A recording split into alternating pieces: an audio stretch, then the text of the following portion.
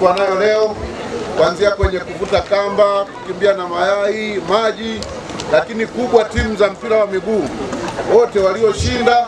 Tunaamini sisi lengo limefanikiwa kama jeshi la polisi ambalo ni kushirikiana na jamii.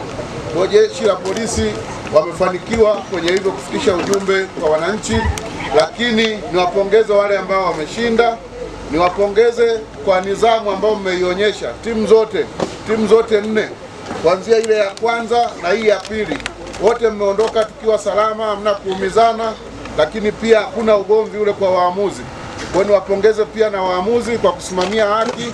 Ndio mipira yetu hii ambayo haina sehemu ya kuthibitisha iwapo makosa yametokea, inakuwa inategemea sana busara ya waamuzi, lakini tunashukuru mchezo umekwisha salama. Kwa hiyo nianze kwa kuwapongeza jeshi la polisi kwa namna ambavyo wanashirikiana na jamii kupitia polisi jamii.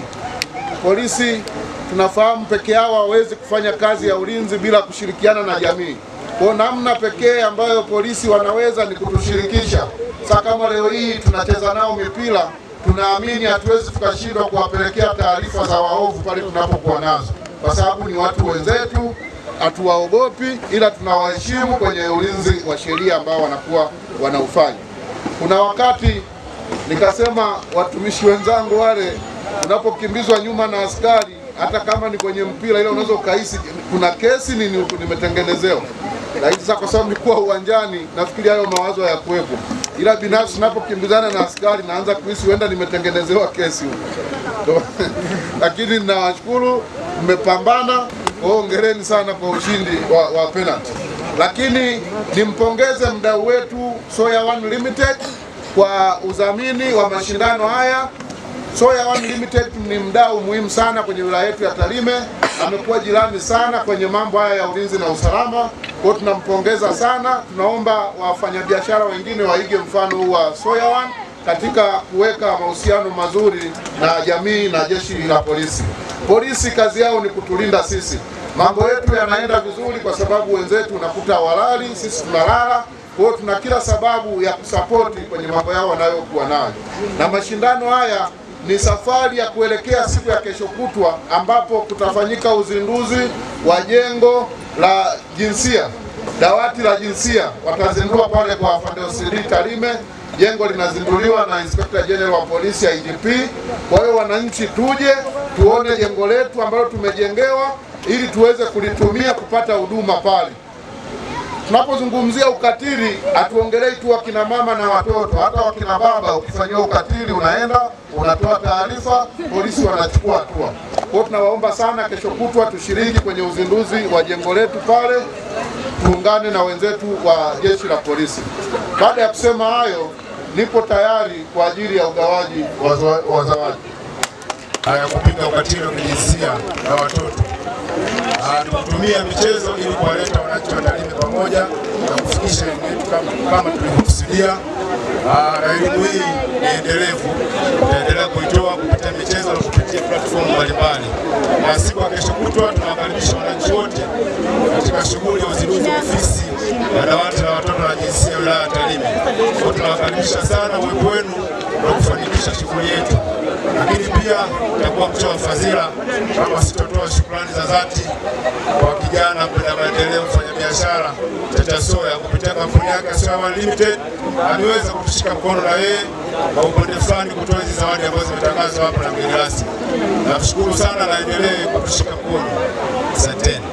Katika michezo kama hii inatujumuisha pamoja na jamii. Sasa jamii kama jamii ikishirikiana na polisi basi ni vizuri, kwa sababu tunawafichua wale ambao waarifu, na kama kuna changamoto zote ambazo zinatokea katika mitaa, labda kuna ukatili wa kijinsia umetokea lakini hajui afanye nini, na kwa sababu tumeshakuwa katika karibu, sasa anaweza kutufikia moja kwa moja na kutoa zile taarifa ambazo wanazo, kwa sababu ukatili wa kijinsia hauruhusiwi na wala haukubariki na utakao kukubarika. Na ndio maana tumekuja hapa, tuko Tanzania bara na visiwani, na tumekuja kwa lengo maalum, kwa kazi maalumu, ili waweze kujua lile dawati. Labda wale ambao walikuwa hawajui dawati ni kitu gani, tumekuja kwa ajili ya kufungua ile dawati. Lile dawati la jinsia ni kituo ambalo kitafunguliwa tarehe 24, itakuwa siku ya Jumanne. Kwa hiyo wananchi wa mkoa wa Tarime ambao katika wilaya ya Tarime wote wanakaribishwa kwa ajili ya kuja kuona huo uzinduzi wa dawati, ambayo ndio changamoto ambazo wanakutana nazo za ukatili wa kijinsia ambao wanafanyiwa. Basi ile ndio dawati, ndio sehemu maalum ambayo ya kupeleka taarifa zao.